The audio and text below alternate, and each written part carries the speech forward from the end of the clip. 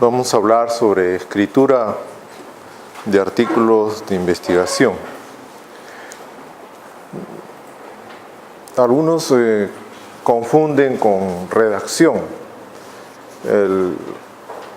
Propiamente no es redacción, ¿no? La redacción involucra el conocimiento del castellano, de la gramática y esa. Sin embargo,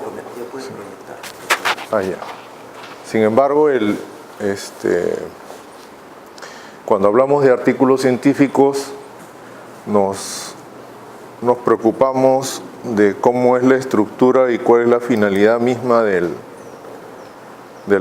artículo, ¿no?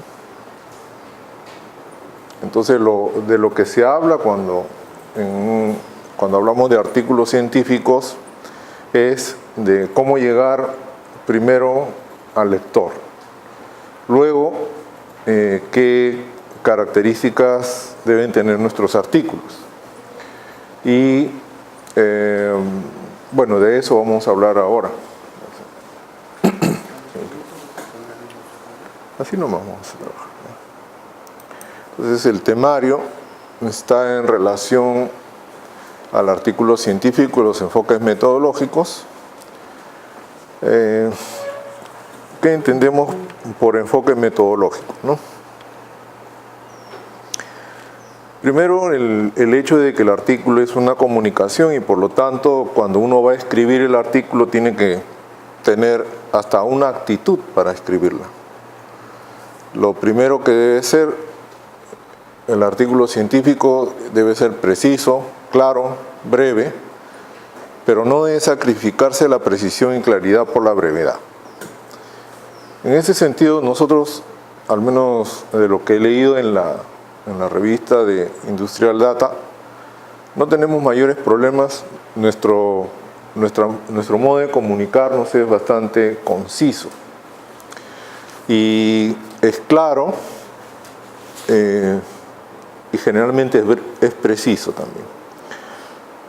Sin embargo, aquí debemos de afrontar un pequeño problema.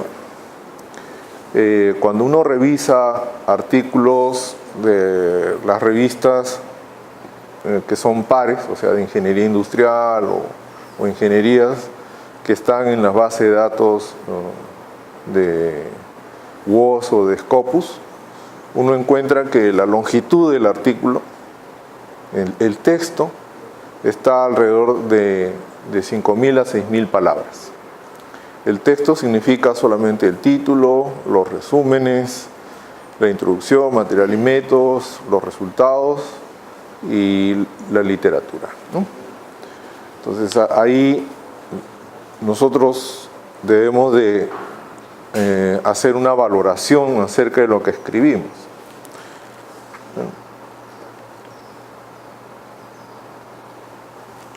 Uno de los grandes problemas es cuando uno escribe pensando en que uno sabe y el lector no sabe. Uno debe escribir pensando en que cualquiera va a poder leer el artículo. O sea, no necesariamente otro especialista igual que nosotros. Entonces, las explicaciones, sobre todo para que se comprenda de qué se está hablando y después cuál es la metodología que se utiliza, deben estar bien redactadas y suficientemente explicadas para que no haya mayores problemas, ¿no? Incluso la parte metodológica, hasta hace un par de décadas, o 2, 3 décadas, lo que trascendía dentro de los científicos era que la metodología podía ponerse, bueno, se siguió el procedimiento tal y nada más. Sin embargo, en la actualidad, la mayoría de las revistas solicitan de que se hable más o se explique bien acerca de los procedimientos. Y esto ha sido o es incluido ahora como una de las buenas prácticas editoriales. Entonces, en la revista ahora ustedes traten de escribir un poco más amplio, más explicado, todo lo que corresponde a la metodología. Tengan en cuenta que muchas veces ustedes utilizan variaciones de las metodologías originales. Entonces esto tiene que quedar en comunicación de la comunidad para que se pueda cumplir uno de los requisitos indispensables del artículo científico. Lo que se comunica en el artículo científico debe ser replicable. Quiere decir que tiene que tener todos los elementos necesarios para que esa experiencia, esa observación pueda repetirse, ¿no? Entonces, en la actualidad ya muy pocas revistas ponen un límite de páginas para la publicación. 20 páginas es más o menos el término promedio, ¿no? Yo ahí en uno de los ejemplos que he buscado, he encontrado un trabajo que tiene más de 20 páginas de revista. O sea, el original, el borrador, debió haber tenido por lo menos unas 30 páginas, ¿no? Cuando uno escribe, este señor Lindsay, en su libro sobre escritura científica, dice que uno tiene que luchar contra dos tipos de actitudes, ¿no? La actitud arrogante que siempre se presenta, en la cual uno escribe y no piensa en el lector y le dice al lector: estoy escribiendo esto para que usted se entere, ¿no? Como un científico busque información y le estoy dando datos y una interpretación que espero que le sirva si es que usted logra entendernos. Eso no es la actitud que debe tener el científico.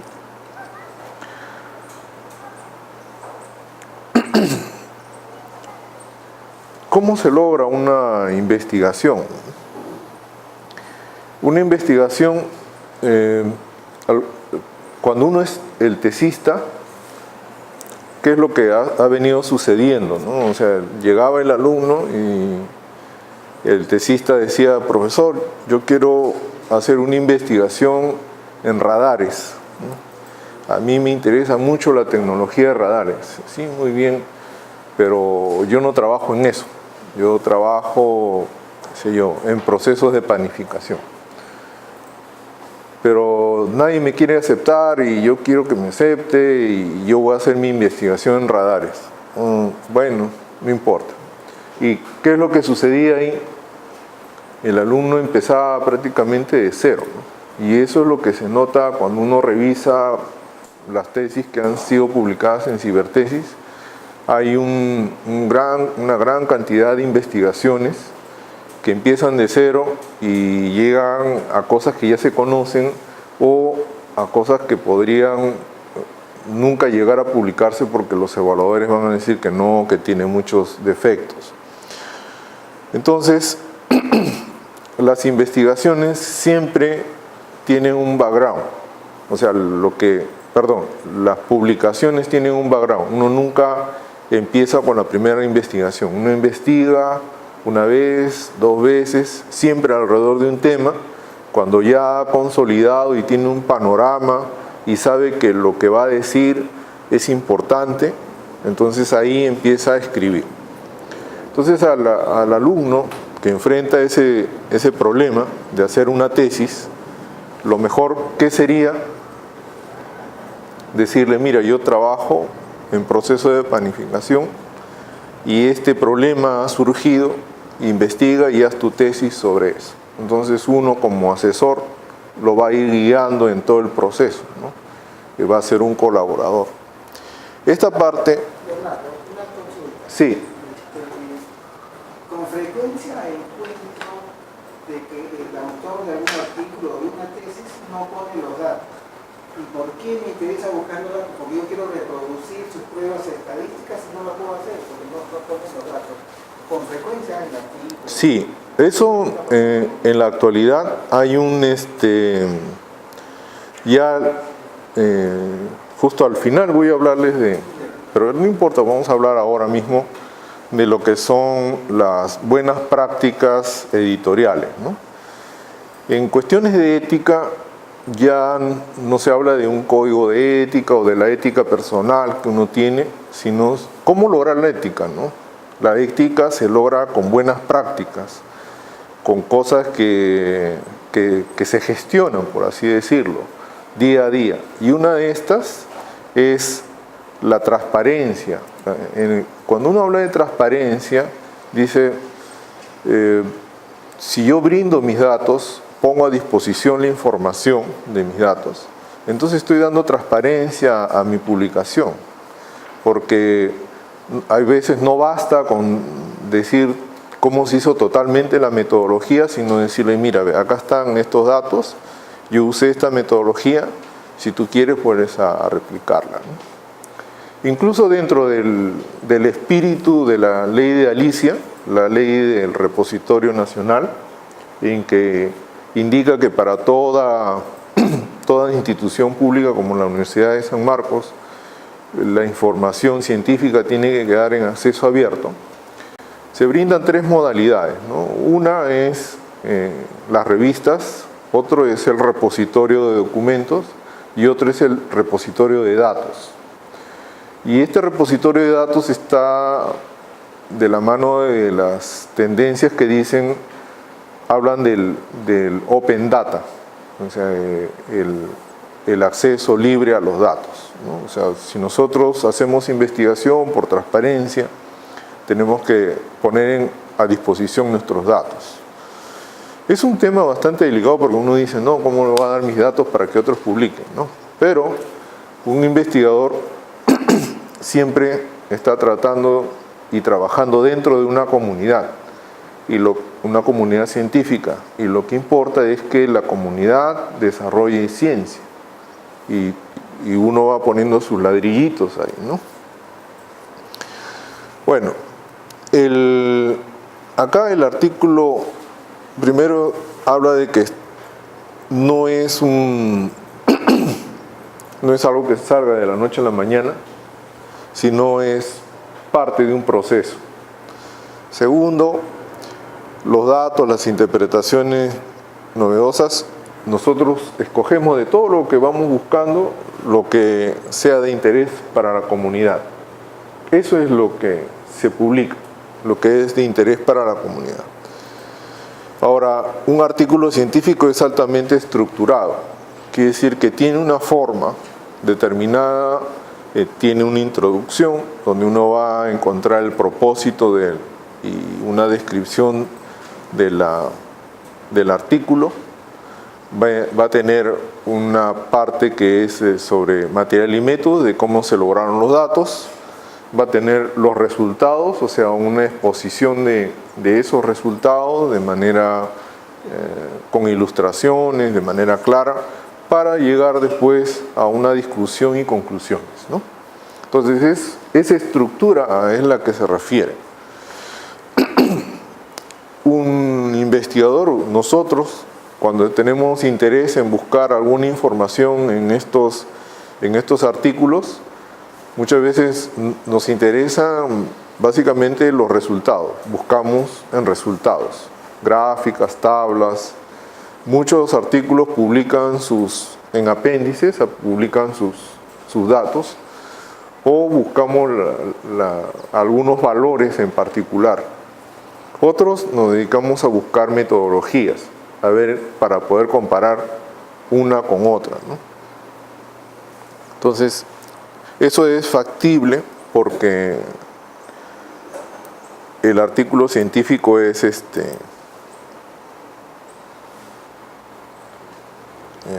estructurado, ¿no? Como cualquier comunicación, siempre hay una idea central, ¿no? Pero ¿qué origina esa idea central?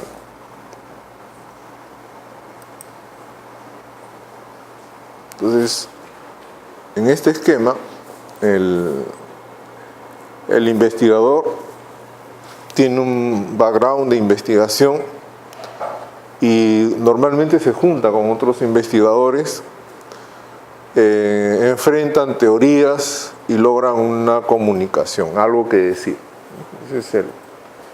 Ustedes pueden estar trabajando con sus datos y de repente en un congreso se encuentran con otro y pueden hacer trabajos comparativos, pueden incrementar la información sobre algo y dar mejor resultado, etc.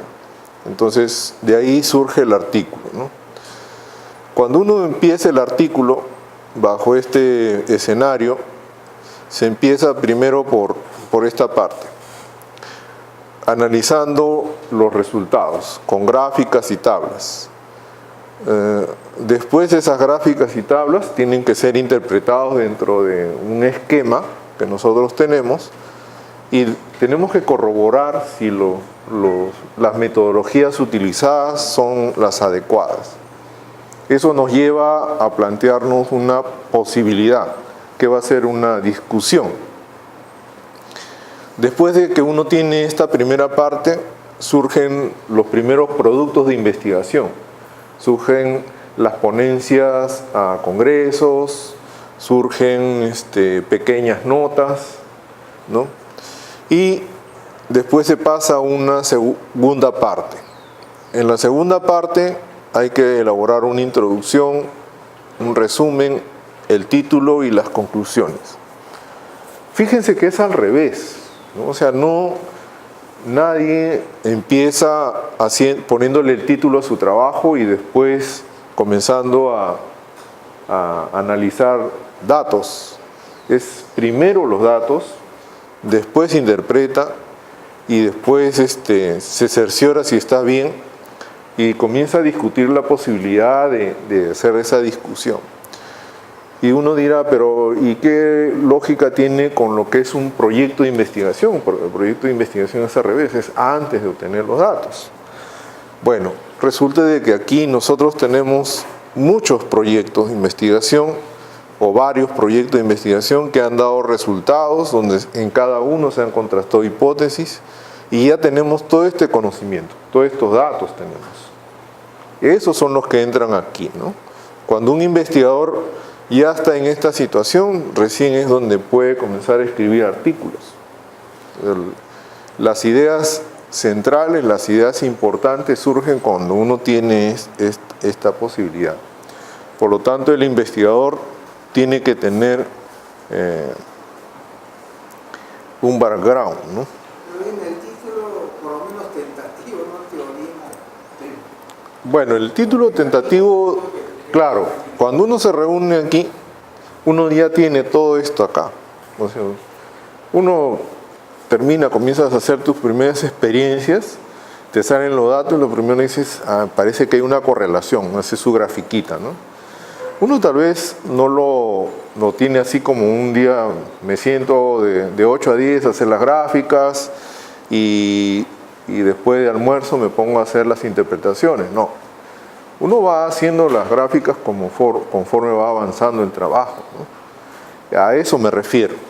Y cuando ya tú tienes algo, lo presentas a un congreso y en el congreso puedes tener una idea, o de repente a la hora que estás haciendo la discusión, como tú dices, mira, este título podría encajar bien, ¿no? Entonces, en realidad el título es la idea central, porque después puedes modificar el título de acuerdo a la revista donde vas a mandar, de acuerdo a alguna otra intención que quieras resaltar, ¿no? De repente tú encuentras que has estado analizando, digamos, has estado haciendo algunas pruebas con fibras para hacer algún tipo de tela especial, pero por ahí en un congreso conociste a alguien que hablaba de que con nanopartículas otras fibras podrían mejorar, qué sé yo, su consistencia, y tú dijiste, no, esta fibra también podría ser. Entonces comenzaste a ver qué posibilidades de que esa fibra pueda ser tratada con esas nanopartículas.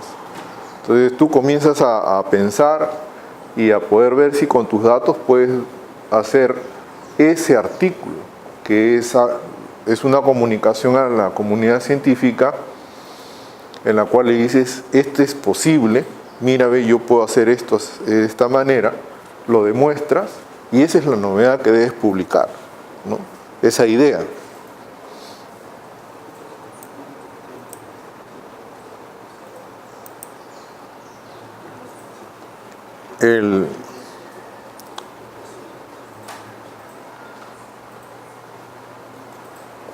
Entonces, la concepción de la idea central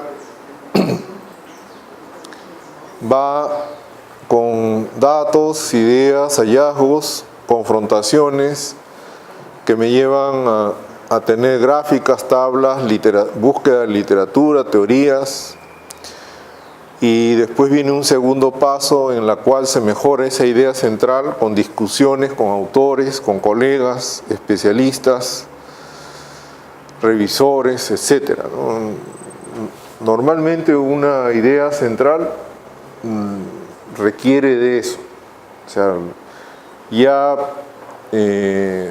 normalmente los investigadores es lo que tratan de hacer. O sea, tienen la idea central, la llevan a un congreso, esperan que otros vayan y les critiquen, comienzan a enfrentar eso de diferentes maneras. La cosa es que hay que mejorarla, ¿no? Uno solito no puede, uno solito simplemente es como un círculo vicioso. Entonces, después vienen reuniones de trabajo, se crean borradores, se presentan congresos, prepublicaciones. Y luego de eso ya nos sentamos a escribir, ¿no? Sentarse a escribir significa responder a varias preguntas, ¿no? ¿Se entiende lo que quiero decir? ¿Es novedoso? ¿Es coherente? ¿Consistente? Una pregunta. Sí. En la conferencia hablábamos de que tenemos que hacer la discusión con un grupo de expertos interesados. ¿Cómo encuentro esos interesados? Ese grupo de quizás estamos dentro del marco de la misma investigación, habiendo tanto una comunidad de investigadores dispersa, ¿no? Un directorio, una manera de enlazarse. Bueno, me refiero a seminarios, congresos, debates, ¿no? Uno va siempre uno tiene dentro del ámbito en que uno va trabajando un grupo, una comunidad. Yo quiero escribir con ellos, ¿no?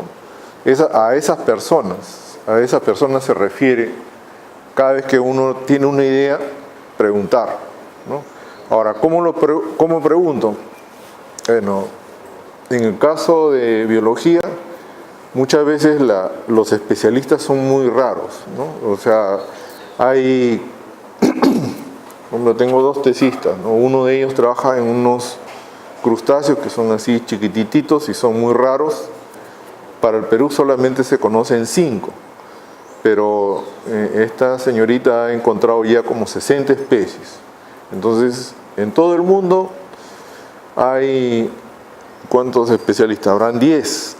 De esos 10 hay uno que habla español, ¿no? Y ella no quiere hablar, solamente quiere enviarle a ese. Y se lo va a enviar.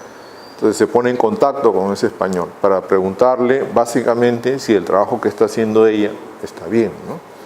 Entonces se va formando un pequeño grupo. Otra de mis tesistas, bueno, ella ya terminó su maestría, está haciendo su doctorado.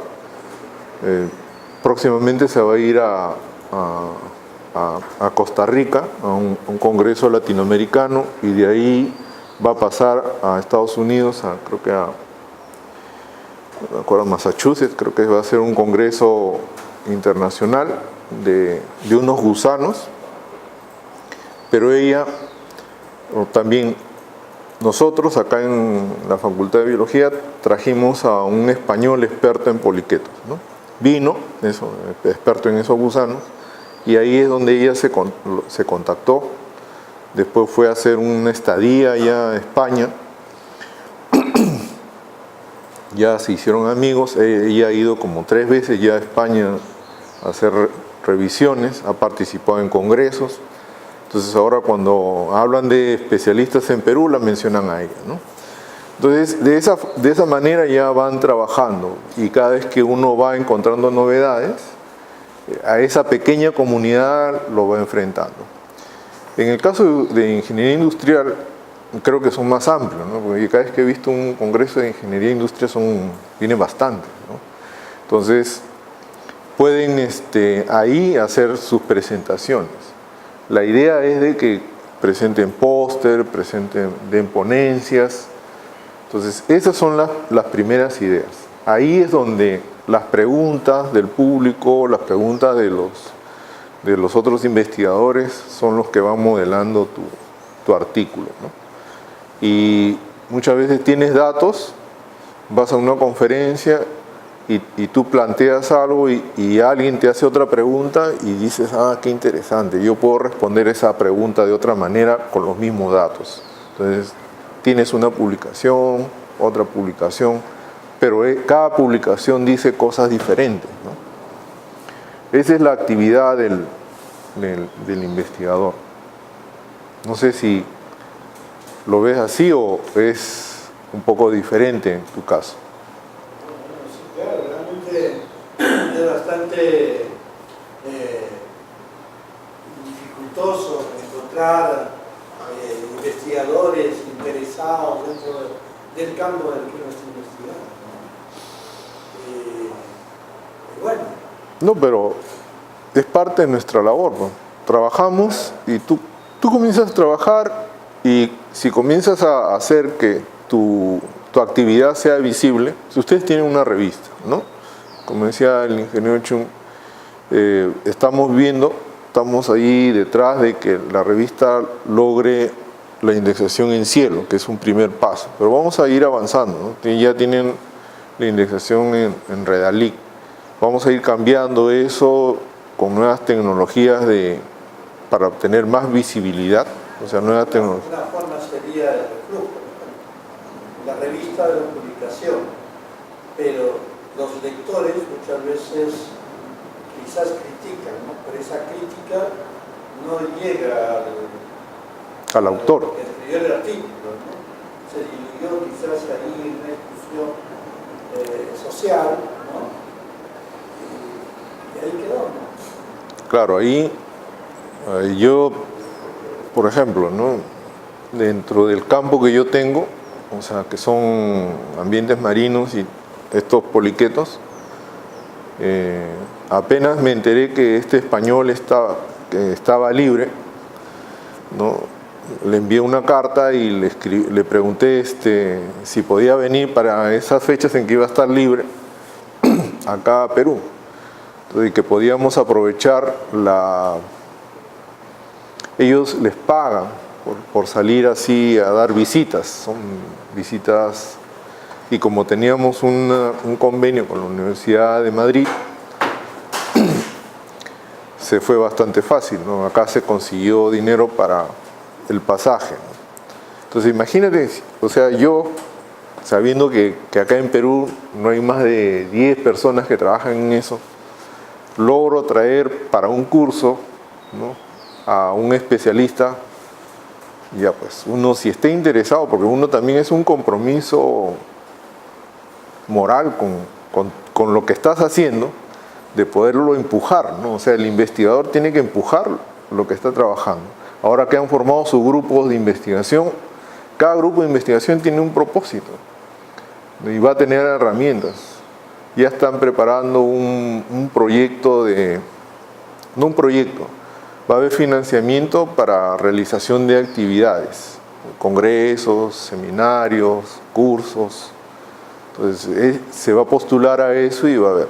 Entonces cada grupo de investigación debe de poder tener esa posibilidad, ¿no? Crear un escenario donde tú puedas discutir con tus pares, ¿no? Entonces, si ellos no vienen a ti, tú los traes, ¿no? Así más o menos debe ser. Porque lo que nos interesa es que haya para esto, o sea, para que haya un buen nivel de artículos, o sea, los artículos sean... ¿Cómo llamamos a un artículo bueno? Lo llamamos cuando comienza a ser citado.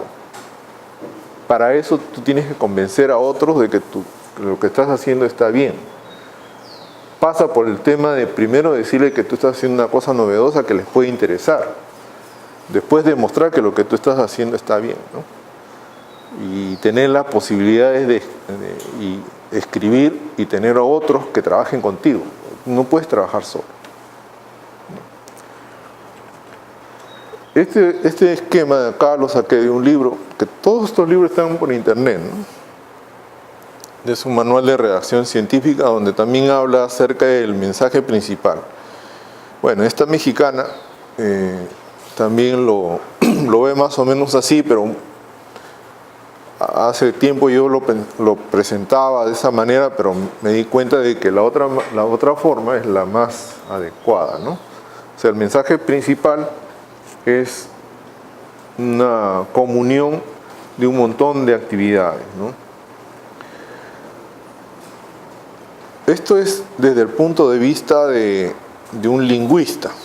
Este es un manual de redacción también de un colombiano, pero él es lingüista y habla de cómo tiene que ser ya escribir el artículo, ¿no? Entonces él habla por eso de una prerredacción. Ustedes tienen les dejé en la carpeta compartida esto, ¿no está? Hay una carpeta que dice que está compartida porque de repente no se ve bien las... ¿Ah? No, en el escritorio no está la carpeta. ¿Cómo se llama la carpeta? Dice compartido lab 04 y dentro de eso hay otra carpetita que dice redacción. El escritorio dice compartido 172 1625. Y adentro de eso debe haber un ¿Cómo se llama? redacción. Y adentro de eso está, Redacción. sí, ya, un PDF que dice taller de escritura para que puedan leer. Claro, ese es la primera presentación. Para que puedan leer, porque si de acá no leo nada, ustedes verán líneas nomás. Sí, pues, ¿no? Yo con la justa, pero bueno. Le decía que como es lingüista, el enfoque es diferente, ¿no? Para él hay un momento de prerredacción donde, fíjense, se selecciona, delimita y enfoca el tema, se establece la intención de la comunicación, se determina el objeto del texto, se define el público. Entonces esto vendría a ser ya la parte en que ya tenemos la idea central, ¿no? Y ya nos sentamos a escribir.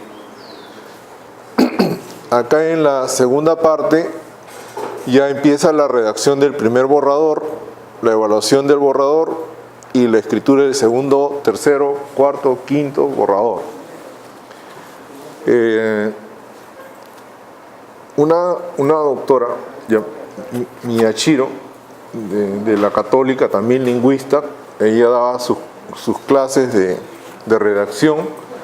Y en esas clases siempre la doctora decía que uno tenía que leer y dejar el borrador por lo menos unos 15 días hasta que uno más o menos se olvide de qué había escrito y volverlo a leer. Y si uno se daba cuenta de que otra vez tenía un montón de errores, ¿no? Bueno, no errores, sino que no era lo que uno quería decir o que se podría decir mejor. Entonces, este proceso, segundo proceso es eso, el de borradores que yo escribo, y pueden haber 2 o 3 borradores. Acá viene ya un tercer nivel donde viene la corrección textual, ¿no? El nivel 1 ortográfico, el nivel 2 sintáctico, el nivel 3 aspectos textuales y la presentación de la versión final. ¿Qué quiere decir esto? Y muchas veces es un defecto en los investigadores. En los investigadores y en los asesores de tesis, ¿no? El investigador dice, bueno, ya terminé mi trabajo, si hicieron el primer borrador, y esto lo voy a enviar a la revista. En la revista hay unos editores que van a revisar mi borrador y me van a corregir. Entonces, ¿yo para qué lo voy a corregir si ellos lo van a corregir por mí? Entonces lo envían a la revista y los pobres editores miran, ay, uy, pero es de fulanito, no, hay que corregirlo, pues es mi amigo, lo corrija, ¿no? Pero eso no está bien. No está bien porque primero que hay una inversión de tiempo que no le corresponde. El editor es el editor y el autor es el autor. Por eso el autor debe llevar hasta su versión final, ¿no? La versión final es que decir, ya, esto me parece excelente, ya yo lo aprobaría, esto le doy el premio Nobel. Pero si uno va a pensar que lo va a enviar para que otro lo corrija o lo sigan corrigiendo, eso está mal. Y lo mismo pasa con las tesis. No sé cómo será acá en su facultad, pero en las tesis en biología, los asesores le dicen, no lo leen, y dicen, mándalo porque el jurado lo va a corregir. Entonces, después regresa todo lleno de marcas, uno renegando, y el pobre tesista dice, no sabe qué hacer. Pero es que no consideramos qué cosa es una versión final. O sea, la versión final del autor es más no puedo hacer. Eso le llevaría pues al editor simplemente a mirar y decir, bueno, más no puedo hacer, ya, bueno, acá nosotros tampoco podemos hacer más, así que no se lo aceptamos, ¿no? Pero eso tiene que haber, tenemos un proceso de disciplina.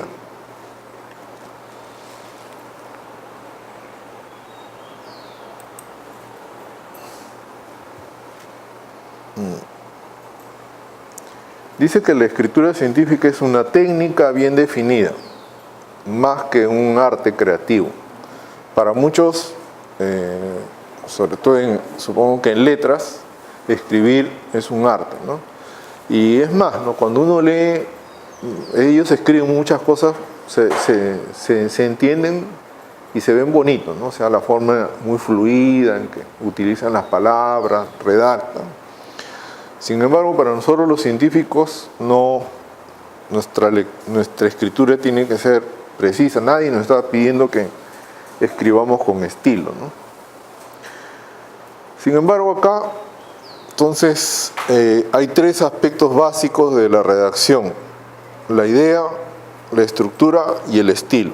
El estilo es el estilo de la revista o el estilo de la universidad donde se escribe, ¿no?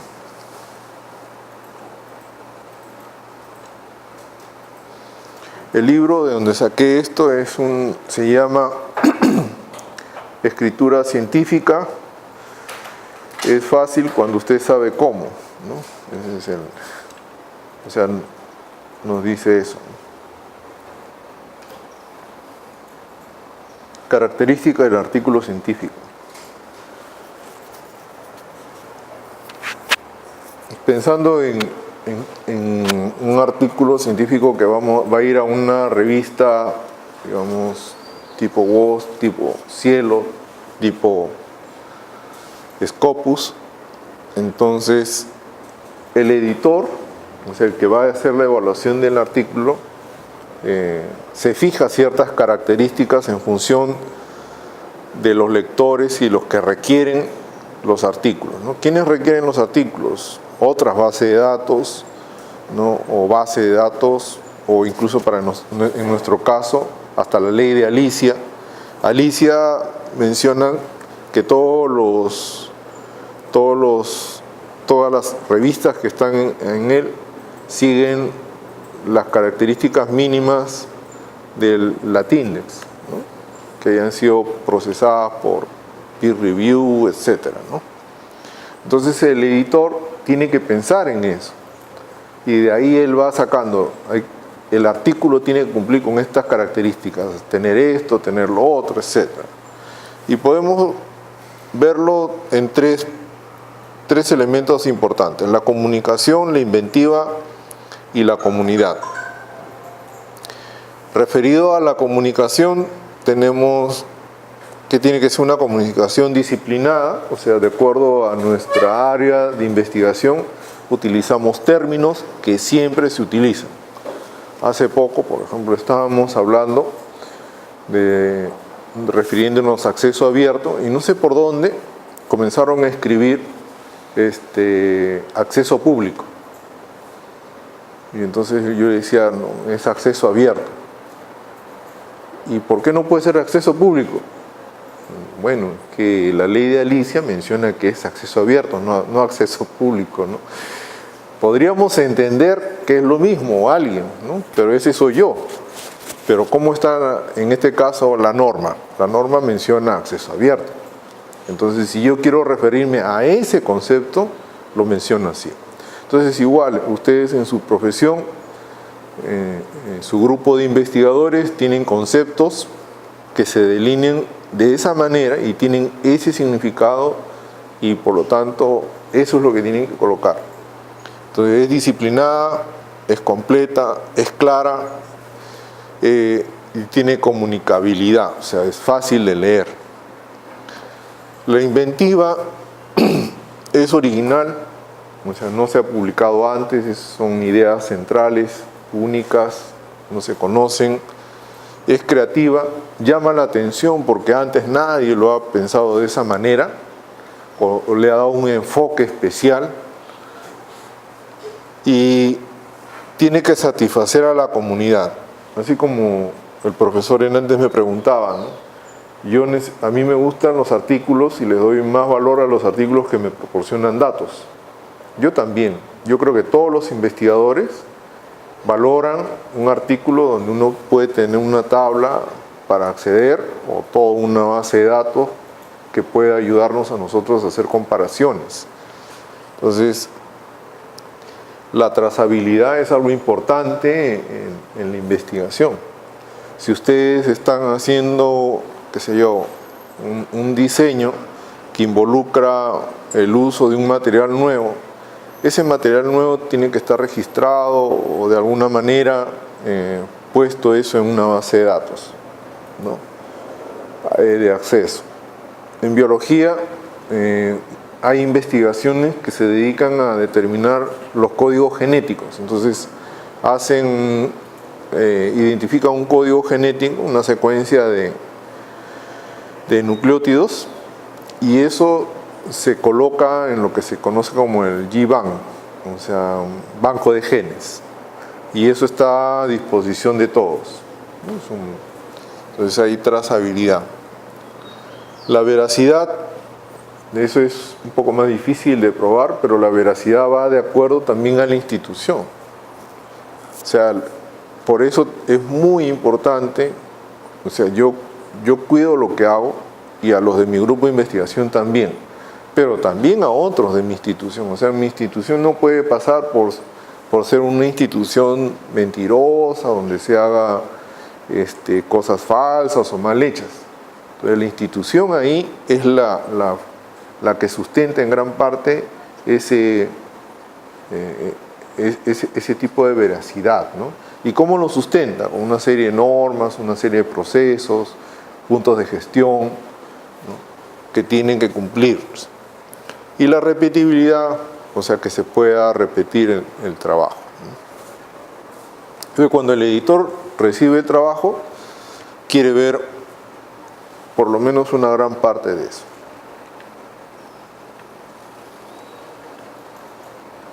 Bueno, todo documento científico siempre está dividido en tres partes.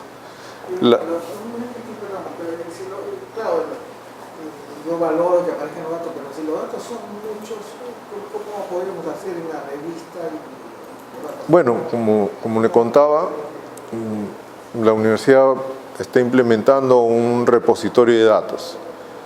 Es DICAM, se llama. En DICAM soporta diferentes tipos de esquemas, como por ejemplo XML o hojas de Excel o tablas de Word. Entonces base de datos básicamente, y lo que hace el DICAM es asociar esa base de datos a su autoría, ¿no? La autoría puede estar asociada a su vez a un artículo, de tal manera que usted en el artículo puede colocar apéndice y en el apéndice pone un link a esos datos, ¿no? Entonces el que esté interesado puede tener acceso a eso. ¿Cómo se escribe el DICAM? DICAM.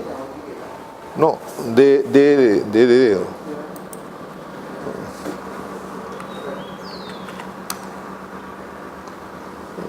¿Dónde estás?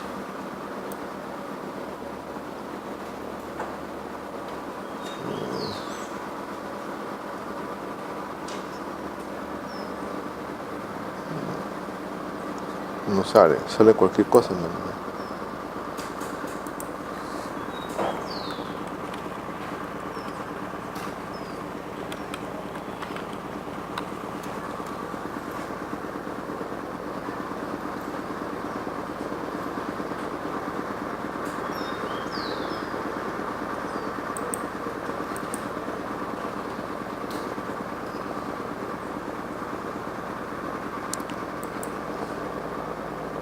Bueno, por ahí estará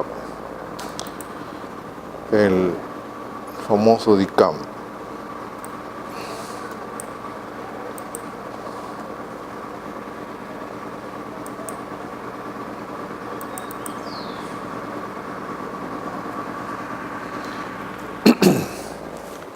A diferencia de cuando uno ve un artículo del área biomédica, uno solamente encuentra introducción, material y métodos, resultados, discusión y conclusión, no encuentra más. En cambio hay otras donde hay diferentes partes, pero básicamente podemos identificar esas, ¿no? Entonces, ahí también había un PPT en el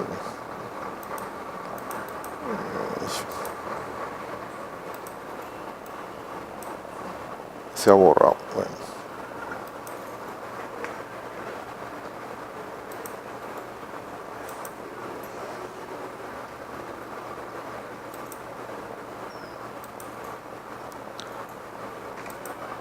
Esta de aquí. Este es para que trabajen ustedes. Lo que pasa es que se ha borrado el link. Vamos a tener que copiar el título en el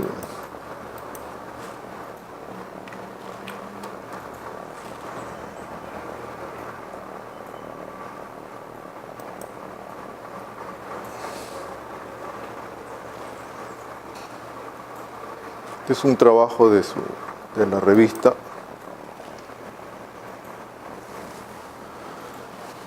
Vamos a ver.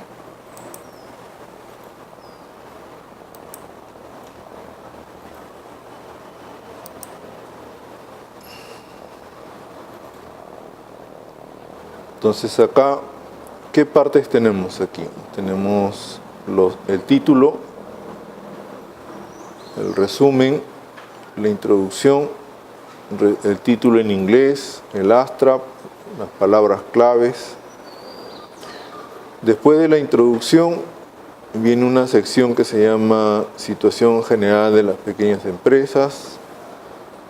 Después de eso viene Relación de confianza y percepción en pequeñas empresas.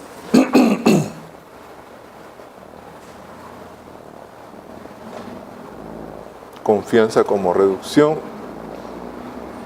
metodología, instrumentos,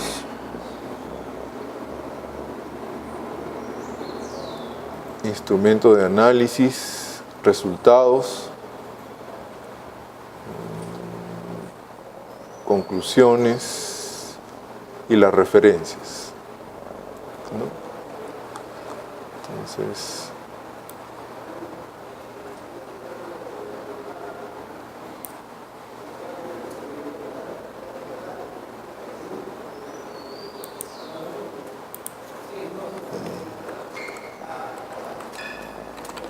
título, resumen,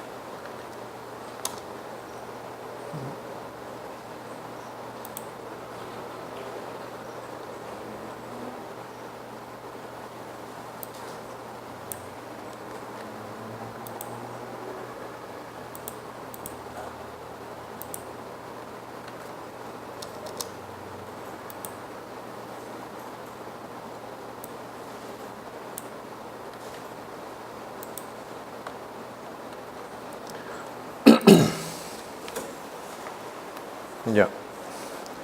Entonces, la estructura de este artículo está de esta manera, ¿no? O sea, tiene un título, un resumen, una introducción y después una secuencia de una especie de estado del arte o algo así que explica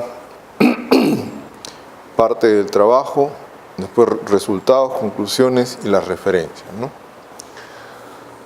Entonces, esta parte de aquí, todo debería de introducirse como una introducción con diferentes subpartes, ¿no? De tal manera que se consideren solamente introducción, resultados, conclusiones y referencias. ¿Por qué? Si lo vemos desde el punto de vista del editor, me gustaría a mí que, por ejemplo, algo que ustedes han oído hablar del Google Scholar. Es algo que también ahora el vicerrectorado va a solicitar que se inscriban en el Google Scholar. O sea, así como les pidió eso de que se inscriban en el INAH, lo cual sí era una obligación, ¿no? Y también tener el código ORCID, ahora que van a inscribirse en el Google Scholar, ¿no? Espero que esto sí salga, a ver.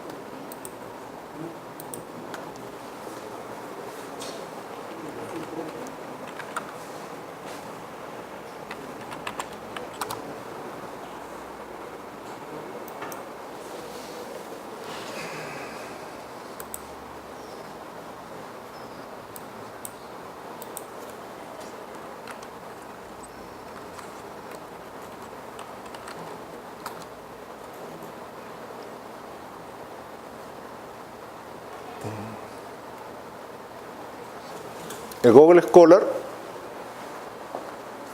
es ¿vieron?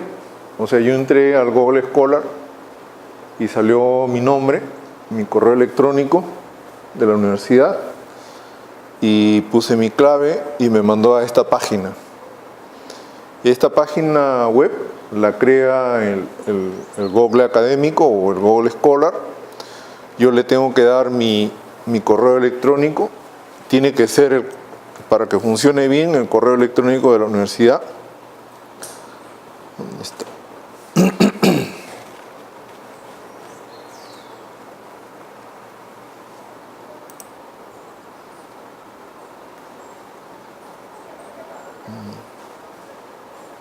Bueno, es un correo electrónico de la universidad validado. Sale ahí que soy de la universidad. Yo no puse que era de la universidad, sale simplemente que ya me integro a la universidad. ¿Y qué es lo que me da? ¿Cuántas veces han citado mi trabajo? ¿No? Han sido citadas en mi medio siglo de vida 250 veces nomás. Y desde el año 2012, 52 veces.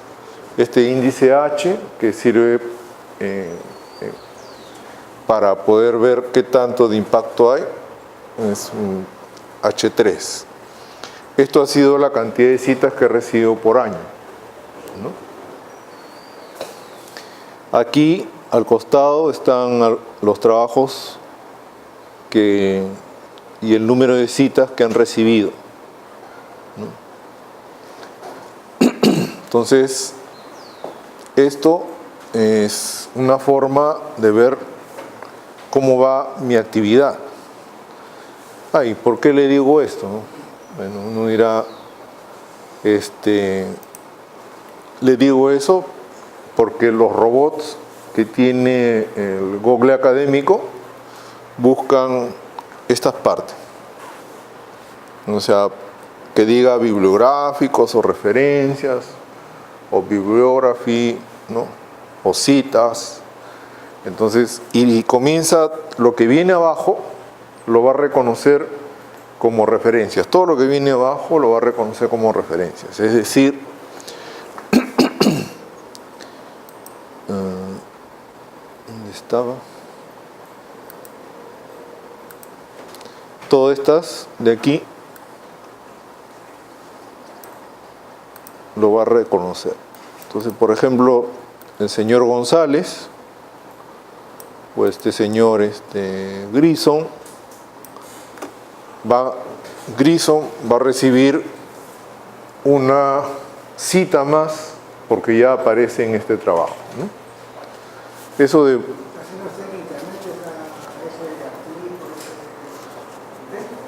No, ya está, ya, nosotros lo estamos citando. O sea, lo que hace Google encuentra es... ¿Ah?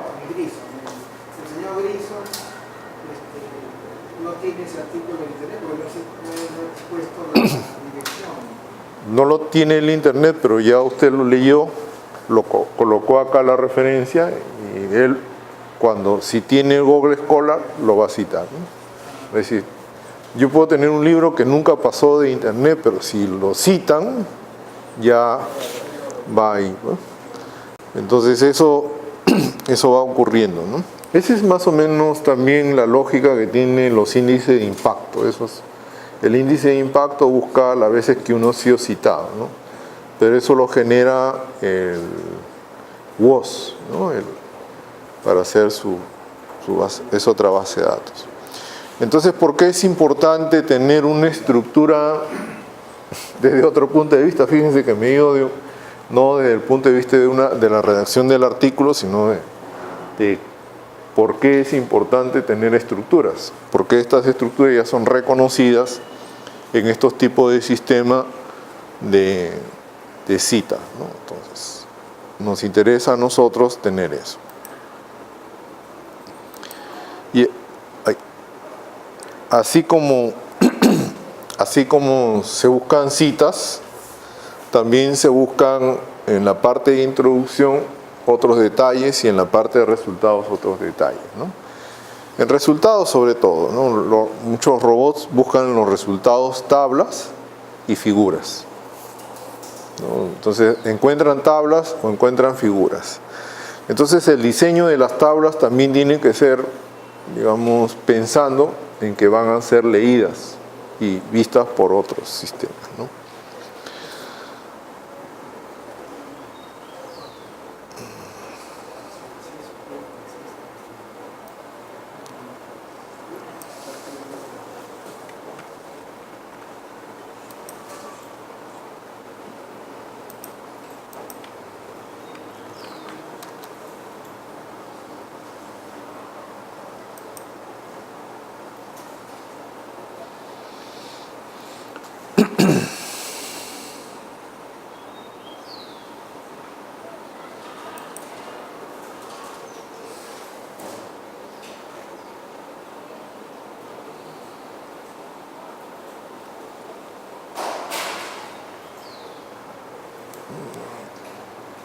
Ahora que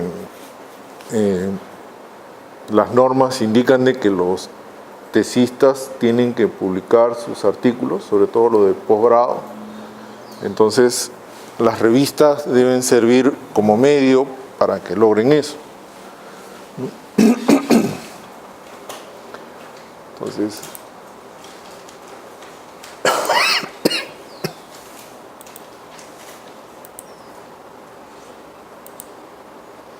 este es un trabajo de una revista colombiana.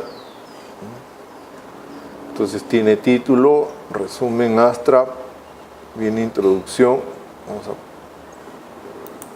a poner.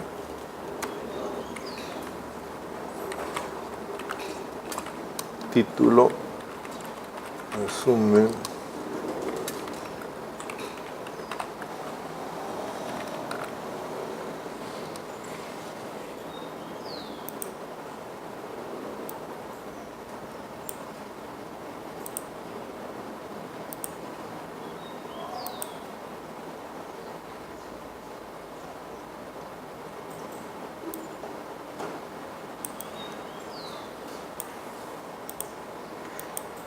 Ya, ¿qué más tiene?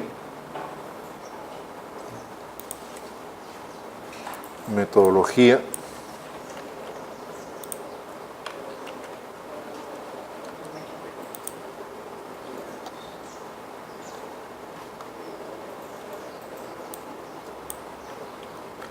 Resultados.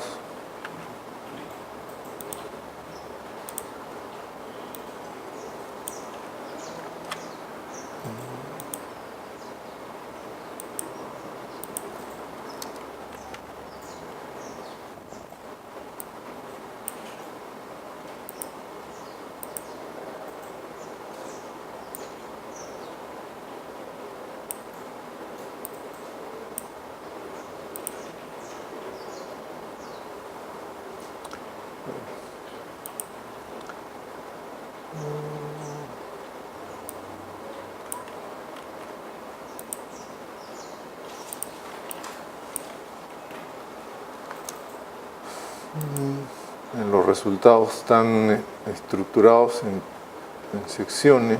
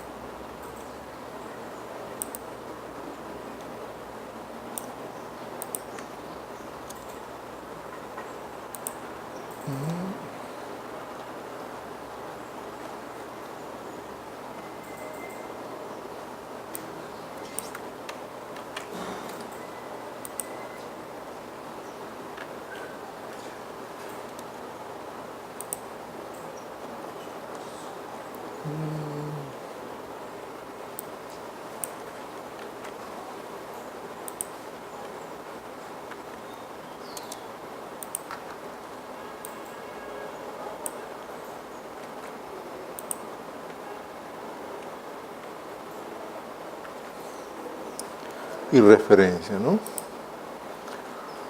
Pues igual termina en referencias. Uy, ¿dónde estás? ¿Cuál es la diferencia con la anterior?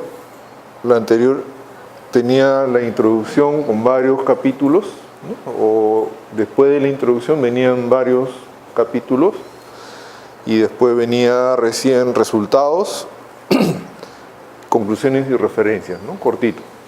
Este más bien tiene metodología y después vienen los resultados divididos en capítulos, conclusiones y referencias.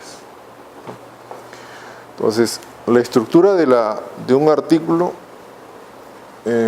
puede ser así de variada, pero siempre debe existir una título, resumen, todo esto que viene a ser la parte de la identificación, la introducción, la metodología, los resultados, las conclusiones y las referencias. O sea, eso debe estar bien claro, ¿no? Entonces, si ustedes, en el caso anterior,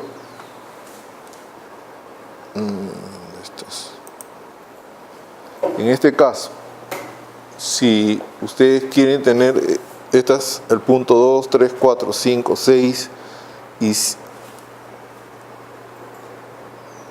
no, hasta el 4, dentro de introducción, estos deberían ser subtítulos de introducción, ¿no? Y después, si acá es metodología, material y métodos, entonces todos estos instrumentos de recolección, instrumentos de análisis dentro de metodología. No los mantengan separados. Piensen que como son estructurados, alguien está pensando que todos los artículos son estructurados de igual manera y quieren ver esas partes. La estructuración esta de introducción, material y métodos, resultados, discusión, es una norma. Bueno, no es una norma ISO, pero sí es una norma NISO, o sea, es una norma norteamericana. Por ese motivo se ha popularizado bastante y sobre todo los gringos tienen ese esquema. Entonces, cualquier cosa que ellos hacen para hacer búsquedas, mandan su robot a buscar, piensan que siguen esos esquemas. Entonces, si nosotros queremos darle visibilidad a nuestros trabajos, tenemos que pensar también en eso.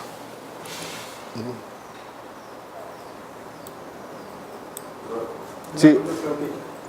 Ahí dice solamente referencias. ¿Cuál es el término? ¿Referencias o referencias bibliográficas? Ya. Es bastante común, o sea, muy variable la utilización, va a depender de la revista. Si la revista, por ejemplo, en la revista de biología ponen literatura citada, ¿no? Si su revista le pone referencias bibliográficas o referencias simplemente, es eso. Pero todos los artículos deben decir solamente eso, de manera que eso queda como una marca, ¿no? Se convierte en una marca Ustedes saben, pues, que ustedes mandan a buscar en un texto una palabra que la usan como marca y a partir de ahí todo recibe un tratamiento especial, entonces es más fácil. Sin embargo, hay una diferencia, ¿no?, entre bibliografía y referencia.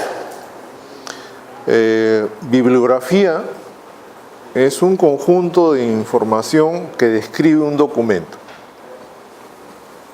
Lo usan los documentalistas, o sea, los bibliotecarios.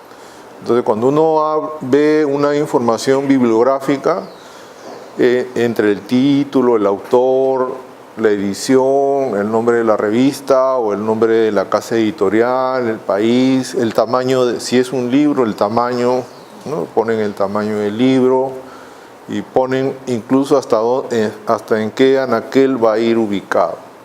Si es una referencia bibliográfica digital, hay que poner el URI, que es el indicador, la posición en qué carpeta se encuentra, y todas esas cosas. Entonces la información bibliográfica es una cosa bastante amplia.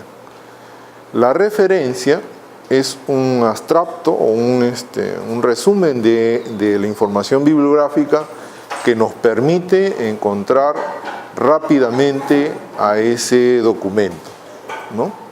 Esa es la gran diferencia. Entonces tú lo que tienes al final son referencias. Esto, ¿no?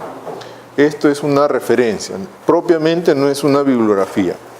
Ahora, uno de los estilos más utilizados es el estilo Chicago, ¿no? Seguramente han oído hablar, que popularizó la Universidad de Chicago. Cuando uno habla de un estilo, habla pues de una serie de normas y pautas de cómo deben presentarse libros, revistas. Te indica, si ustedes han leído el manual del APA, te indica los márgenes que debes usar, cómo la carátula, qué cosa debe ir en la carátula, que hay una carátula que debe ir solita, donde esté el título, cuántos espacios del margen superior deben haber donde esté el título 1, el título 2, el título 3. Todos esos datos corresponden a un estilo, incluyendo si usas coma decimal o punto decimal, incluyendo cómo debes referirte y cómo debes redactar los párrafos, ¿no? De eso vamos a hablar dentro de un ratito. Entonces, un estilo te delinea todo eso. El estilo Chicago tiene un estilo o norma para publicaciones seriadas y otras para publicaciones monográficas tipo libro. Y seguramente ustedes han leído algunos libros en los cuales están escribiendo y hacen una cita con un numerito acá y a pie de página aparece, ¿no? La característica de Chicago para monografías es de que en los pies de página van las referencias. ¿Qué quiere decir? Esto iría a pie de página, ¿ya? O sea, ustedes van leyendo y aparece a pie de página. Si esa referencia vuelve a ser citada, entonces se pone OPCIT. Entonces ustedes ya a pie de página encuentran OPCIT, o sea, obra citada en latín. Y si quieren, no dice. Ahora, la primera vez se pone una referencia completa. No va a ser así, ellos ponen el nombre y el apellido. O sea, la referencia de ellos es el nombre y el apellido. La primera vez es la referencia completa, la segunda vez es una referencia abreviada, donde ponen el nombre, el apellido y el título, y la tercera vez solamente ponen el nombre, el apellido, y si son muchos ponen edad. Cuando terminan el libro, todas esas referencias que han estado a pie de página las colocan en una sección que se llama bibliografía, donde además de las citadas se pueden colocar aquellas que han sido consultadas. Entonces colocan bibliografía citada, bibliografía consultada, ¿no? Ese es el estilo. Entonces muchas revistas utilizan bibliografía por ese lado, ¿no? Entonces, todo lo que cuando las referencias van al final lo denominan bibliografía. Pero es una cuestión así histórica. Cuando uno va a ver las revistas, cada una adopta un estilo. Lo importante es que el estilo sea consistente. Eso quiere decir que todos los artículos digan lo mismo. Y eso de literatura citada sale en las normas de... Hay un estilo que se llama el estilo Council Science Editor, que también es bastante antiguo, que también es norteamericano, y ellos sí, solamente cuando nacieron, el Council Science Editor fue Council Science Editor para revistas, entonces ellos no tenían nada que ver con libros en un inicio, y por eso ellos dieron la norma de que solamente en referencias se pongan la literatura citada. Entonces, por eso dicen literatura citada o referencias citadas, ¿no? Ese es el GOST. ¿Ah? GOST. ¿GOST? No. CSE. Así es. GOST. Bueno, los que usan en ingenierías, por ejemplo, los de la AAA, todas las revistas de la AAA usan una variante de Chicago.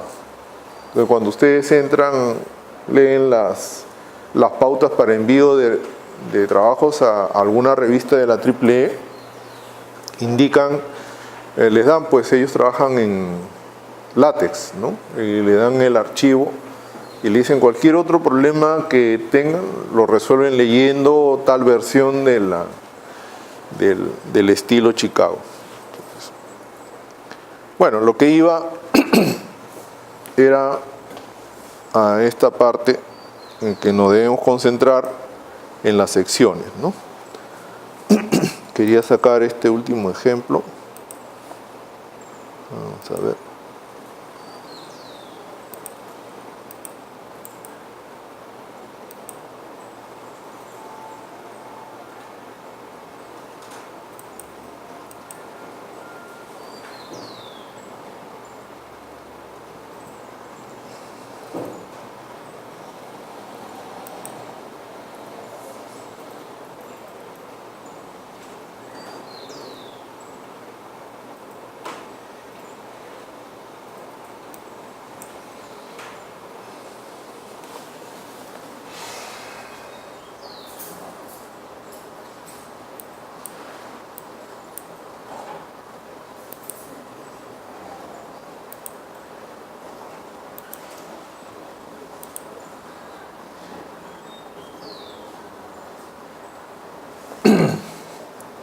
Esta es otra revista, también creo, sí, colombiana, Ingeniería y Desarrollo.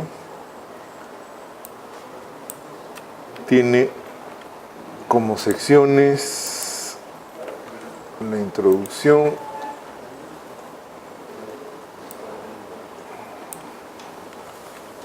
propuesta metodológica,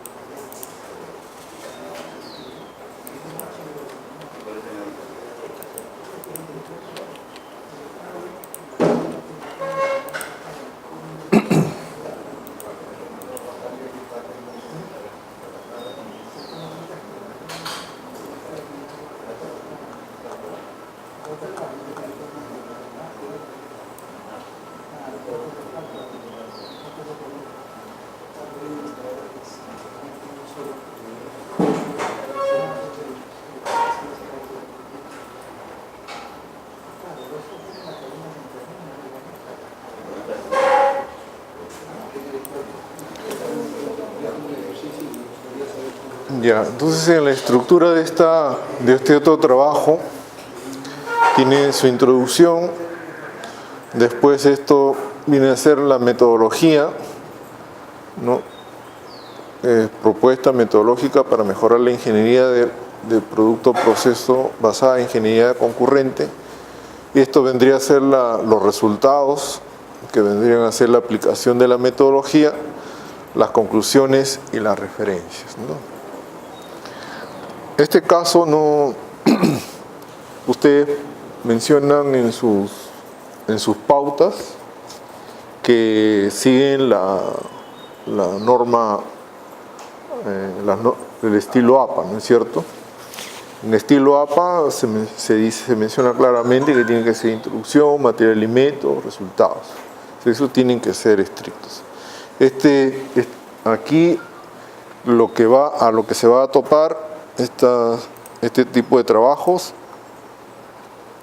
de esta revista, justamente al problema que podría tener después con la visibilidad o con las clasificaciones posteriores. Entonces, de repente el artículo es claro, cualquiera lo puede entender, pero no tiene la estructura de un artículo científico tradicional, ¿no? Entonces, cuando ustedes elaboren su trabajo, así pónganse religiosamente, si quieren, está muy bien separar esas partes de la estructura del trabajo científico en subtítulos, ¿no? Porque son temas. ¿Por qué? Muchas veces nos ayudan al lector a encontrar fácilmente la secuencia, ¿no? Digamos que ustedes están trabajando algo acerca de procesos y el proceso tiene fases, ¿no? Para la primera fase utilizan determinado tipo de procedimiento. Entonces, en material y métodos indican, para la fase 1 se utilizaron estos métodos de acuerdo a tal, para la fase 2 utilizamos tales métodos, para la fase 3 tal método, ¿no? En los resultados ustedes encuentran resultados de la fase 1, ¿no? Que fueron hechos con el método 1. Entonces tienen esos resultados con sus gráficas o los valores o las tablas. La fase 2 igual, ¿no? Quiere decir que yo estoy estructurando mis capítulos así, siempre de esa manera, ¿no? Pero tienen que uno mantener cada uno de esa estructura.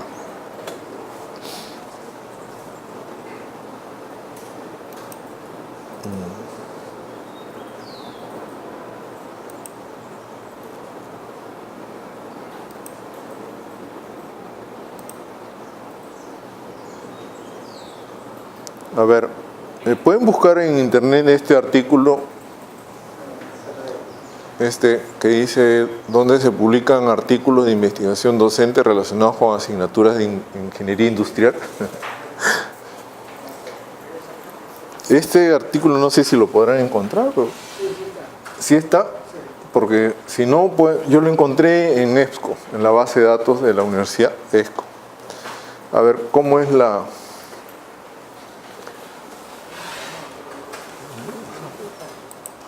Yo debo tener eso acá.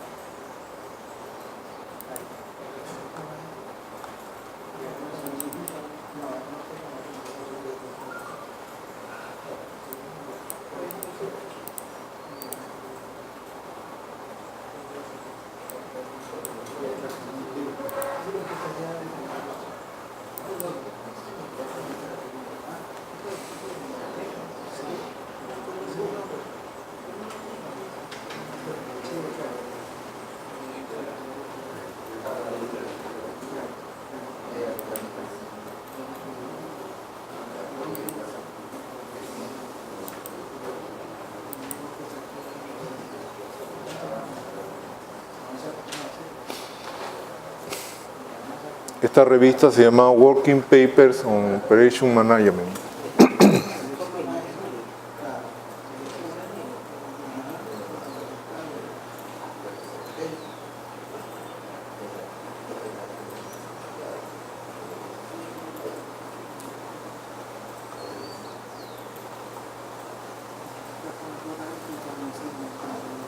y quiero que vean la estructura, ¿no?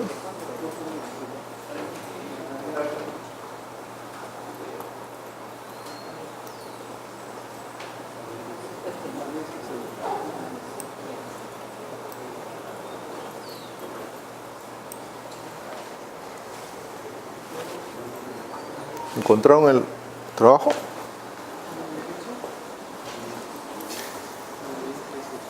A ver, les voy a...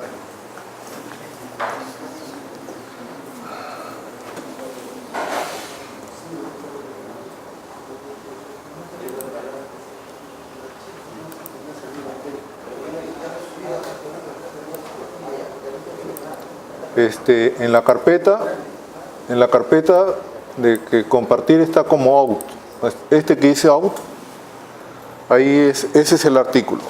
En la carpeta compartida está como out. Out. Este es el artículo, para que puedan ver la estructura de ese artículo, que tiene el título ¿Dónde se publican artículos de investigación docente relacionados con asignaturas de ingeniería industrial?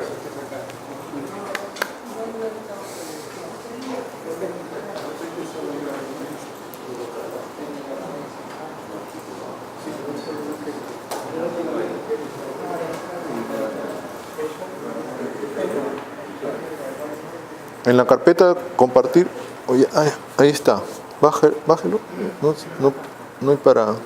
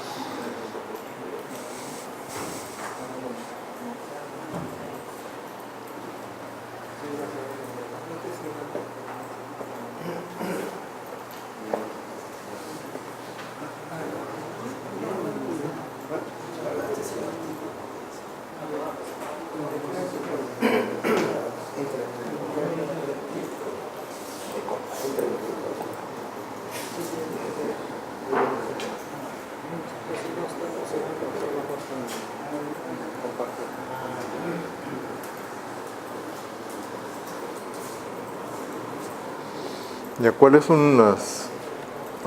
la estructura de ese artículo?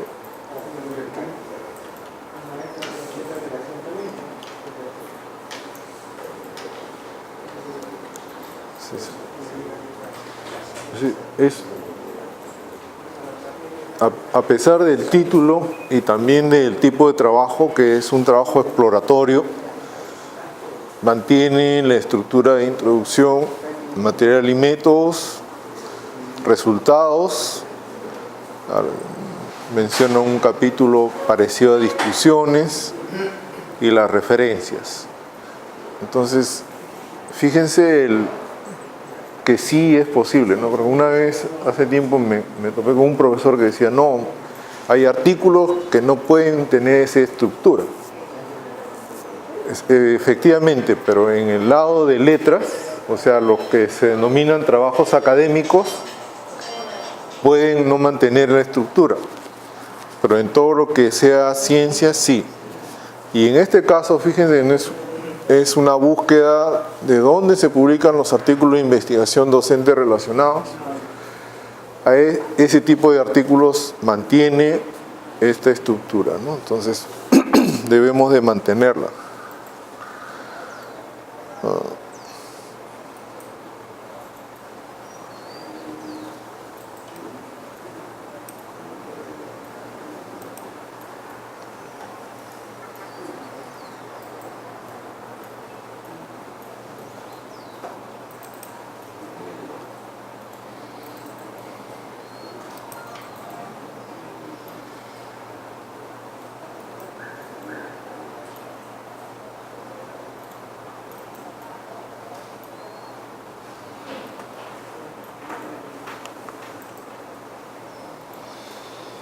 El segundo punto que vamos a tratar ahora es sobre la importancia y reconocimiento de la literatura fuente.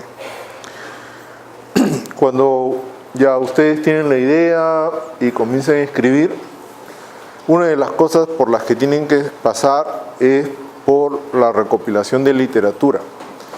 Y esa literatura la van a introducir en su artículo siempre como un referente, como un sustento de lo que dicen. Si ustedes dicen, es común que la temperatura en Lima, o la temperatura en Lima en el mes de abril está alrededor de, o es en promedio, 20 grados centígrados, ¿ustedes de dónde sacaron esa información? Entonces esa información la tuvieron que obtener de algún lado. Si ustedes dicen el Perú es líder en producción de algodón prima, ustedes tienen que haber sacado esa información de algún momento. Acuérdense que lo que ustedes están escribiendo van a ser documentos que va a pasar el tiempo y lo pueden leer en 50 años o 60 años y debe tener el mismo valor que tuvieron en el momento en que ustedes lo escribieron. Por eso algunas veces uno está corrigiendo, los editores se la pasan corrigiendo. Y en nuestro país es importante. Diablo, Perú, ¿qué le cuesta poner Perú? ¿No? ¿Por qué? Si lo lee un colombiano y dice en nuestro país no sucede eso, ¿no?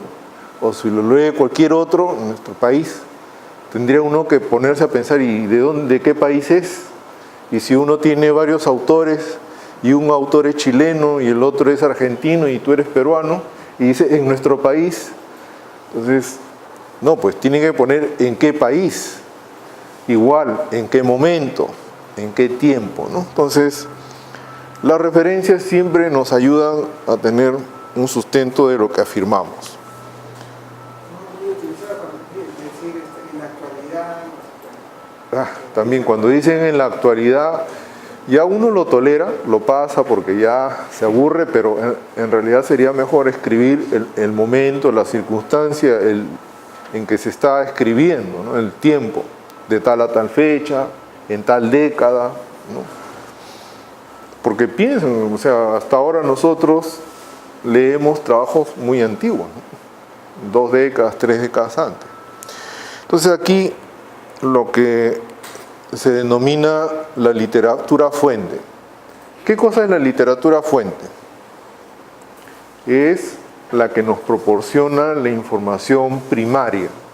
¿Qué cosa es información primaria? Es la que ustedes generan. Si ustedes hicieron un experimento, si hicieron mediciones y eso lo ponen en una tabla y dicen valores de temperatura óptimos para la obtención de un panetón, ¿no? Entonces, esos datos son primarios, nadie más lo tiene, ustedes lo generaron. Esos datos son primarios. Si yo estoy haciendo una recopilación de las temperaturas que son óptimas para la producción de panetones, yo lo cito a usted porque usted es primario. Esa es una literatura fuente, la que tiene el dato. Entonces, la literatura fuente uno tiene que ir a la fuente, no puede. Supongamos que yo cito, estoy escribiendo sobre la alimentación de los niños y entonces hay ese trabajo de la temperatura óptima para la producción de panetones. Pero ahí menciona, resaltando la importancia, que es un producto muy consumido en ciertas épocas en el Perú. Y entonces yo digo, sí, en la alimentación de los niños en Navidad y en fiestas patrias, los panetones son muy consumidos y cito esa otra referencia acerca de las temperaturas de los panetones. No es una literatura fuente. En ese caso, eso para mi trabajo no es una literatura fuente. Entonces vamos a ver eso. Camina. Okay. Ya. ¿Cambió? Ya. Vamos a hablar de las referencias inapropiadas. O sea, para entender qué cosa es una literatura fuente, vamos a hablar de las referencias inapropiadas, ¿no? Las más frecuentes se refieren a aquellas que no sustentan la afirmación, sustentan parcialmente la afirmación, usualmente son sobre el tema, pero el estudio está dirigido a otro aspecto, son muy generales para sustentar la afirmación, la referencia no es válida, es literatura gris o referencia no considerada en la revista, la referencia no dice lo que se afirma. Esas son las características de las referencias que son inapropiadas. Una pregunta. Por ejemplo, se ha recopilado información de entrevistas de personas. Ya. 2, 3 personas. ¿Es relevante esa información? Sí. ¿Cómo lo cito? No, pero tú has hecho entrevista. Ya, la entrevista son tus datos. No tienes por qué citar. Para mí es importante poner a quién entrevisté. Porque si se quiere buscar la información, o sea, ¿de dónde sacaba esa información? Esa información es de una persona que lo mismo. Ya. Cuando uno tiene un trabajo de ese tipo donde tienes que citar la persona, eso tú tienes que tener un consentimiento de que vas a hacer una publicación. O sea, le haces firmar, le explicas que vas a hacer un trabajo, estás haciendo un trabajo de investigación que va a acabar en una publicación y que va a figurar usted la información que está dando como entrevistado 1, entrevistado 2. Y eso es por ley, porque le pueden meter juicio. Eso pues es parte... de la persona, ¿cómo va? El nombre de la persona. Yo puedo poner ahí una opinión de... No, pero cuando usted hace un trabajo de investigación con personas, en caso de entrevistas, tiene que tener consentimiento de la persona. Eso está por ley, porque la pueden juiciar, porque son datos personales lo que le va a brindar, ¿no? Si quiere colocar datos de datos, usted tiene que solicitarle que va a colocar esos datos, ¿no? La vivienda y todas esas cosas. Pero eso es información, usted ahí no sé referencias, es parte de los datos que usted recopila, ¿no? ¿Pero se debe mencionar el nombre de la persona? No. Lo que se recomienda es no mencionar el nombre de la persona. Solamente son individuos, individuo 1, individuo 2.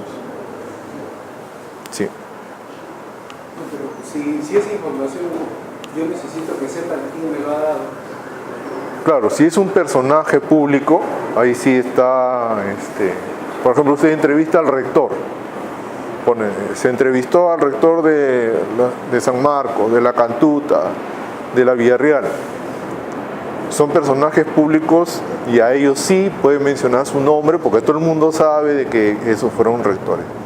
Pero si se va, por ejemplo, a una caleta de pescadores y está haciendo un trabajo acerca de, qué sé yo, de parasitosis, enfermedades o malos, o qué tanto hacen, digamos, hacen procesos secos salados, y no es necesario primero nombrar a las personas. En caso que quisiera, tiene que tener de todas maneras el consentimiento, ¿no? Pero no se estila en esos casos nombrar a las personas. Eso es muy común en estudios sociológicos, ese tipo. Ahorita tenemos problemas porque ellos no han pasado por un comité que revise ese tipo de consentimientos, ¿no? Y hay una ley, ¿no?, que estamos violando en ese caso. Pero los datos sí. ¿Ese es más o menos lo que quiere preguntar? Yo te cuento un caso. En una información que yo buscaba, las personas que entrevistaban me orientaban hacia tenía que entrevistar a una persona que había formado la institución, entonces la información en realidad que me dio era una información muy relevante. Y la otra investigación fue, por ejemplo, al jefe Campa que entrevisté. Ya. Esa es una información que para mí era, ¿de dónde sacó esa información? Porque esa es la fuente que tenía. Ahí, claro, tienes que citar, decir quién es, pero ahí de todas maneras tiene que tener No, sí, la autorización grabada. Claro, una autorización, entonces cita nomás, es parte de los datos de la información que está poniendo, se ha colgado.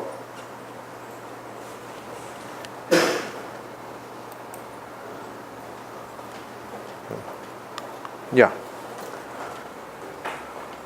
Entonces, ya. ¿Qué hora es? Ah, ya. Ya me dicen que tienen hambre, así que entro. Voy a terminar esto rapidito. Acá tengo esto está en el texto y acá citan a Hayden y Walland 2004 cuando dice: uno de los problemas que presenta el engorde de esta especie en esta bahía es la permanente colonización de macroalgas, en especial del género Urban, las cuales pueden vivir fijas o flotando libremente, ¿no? Y citan a como que este señor ha visto este caso, ¿no? Que estas dos algas flotan y causan problemas en el engorde. Pero cuando yo voy a ver la referencia de Hayden y Walland, dice: este es un estudio sistemático de las algas del noreste del Pacífico, ¿no? Bueno, este trabajo es acá en Perú. ¿Y esto qué tiene que ver con esto? Entonces esto es una referencia mal utilizada, ¿no? Muchas veces los investigadores, sobre todo los que están iniciándose, no leen o piensan que poniendo esta referencia van a salvar el problema, ¿no? Entonces aquí eso está mal, ¿no? En este caso dice: el lago Titicaca es el segundo lago más grande y navegable de Sudamérica, con una superficie aproximada y un volumen localizado a 3.800 metros del mar, y pone Hammenberg, ¿no? Y cuando yo voy a ver la referencia, dice variabilidad de la precipitación y circulación atmosférica sobre el altiplano sudamericano, efecto del lago Titicaca y el salar Uyuni. O sea, este trabajo posiblemente en la introducción menciona algunos datos de aquí, pero este trabajo no es el apropiado. Aquí debería citarse al Cenami, tiene datos del lago y más información, ¿no? Acá se sabe que es una especie cosmopolita de hábitos bentopelágicos, Sanchi-Simic. Sanchi-Simic es Historia Marítima del Perú, ¿no? Es una enciclopedia muy general, ¿no? Donde si menciona esto es muy ligero, no es una referencia apropiada, no es una literatura fuente. Para nosotros no es una literatura fuente. Los primeros trabajos sobre su alimentación fueron descritos por Kesteven, Hillebrand y Kopke. Entonces, Kesteven, Conserving, ¿no? Conservando la captura de la lisa, ¿no? Conservando la captura de la lisa, y el otro es peces comunes de la costa peruana. Pero ¿qué es lo que me dice? Los primeros trabajos sobre su alimentación fueron descriptivos. Ninguno de estos trabajos es sobre alimentación. Entonces lo citas sin saber, ¿no? Y el de Hillebrand es un catálogo descriptivo de peces del Perú. Tampoco. Entonces este autor acá me está mintiendo. O sea, ¿no? Me está dando una referencia que no tiene nada que ver con lo que él está afirmando. Así la afirmación sea verdadera, no la está sustentando. Ay.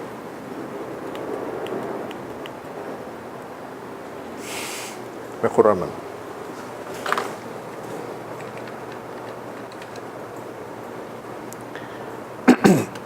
Bueno, en este caso también es algo parecido. En este caso la referencia, bueno, habla de que la familia Poacia, que es de los juncos, ¿no? Está ampliamente distribuida en el mundo. Sus especies se encuentran presentes en todas las latitudes y altitudes, desde el nivel del mar hasta por encima de los 5.000, y cita a Tovar 1993, y resulta que Tovar, que es este de acá, es una lista de especies de Perú. O sea, no me habla, no es un estudio que me habla de la distribución de la especie, sino simplemente una lista, ¿no? Entonces, ese es un problema. Y dice, Poaceae es una de las familias con mayor número de especies, con aproximadamente 700 géneros, 1000 especies distribuidas en casi todos los continentes, Clayton y Rembois. Y resulta de que esto solamente menciona al género Graminium, no a toda la familia. Entonces, tampoco es una referencia apropiada. Bueno, y acá pone un montón de referencias generales. Entonces, a lo que vamos es que cuando ustedes vayan a hacer citas, requieren tener las fuentes, principalmente las fuentes. Los lectores se lo van a agradecer. Y si ustedes colocan así como acá muchas referencias muy generales y que no se pueden conseguir, entonces van a dudar de lo que están escribiendo, ¿no?